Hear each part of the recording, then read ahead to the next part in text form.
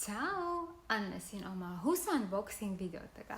Hiljuti vaatasime teiega huusa tervislikud toitud pussikatele ja seekord pakun teile võimalust heita pilk toodetele, mis on loodud, kuidas arvad, kellele? Just kassidele. Meie lemmikud kassid on isepäised tegelased ja väga tihti on nad toidu osas suhteliselt kapriised, nii et eriti oluline leida neile sobiv toit, mis vastab nende erinevate vajadustele.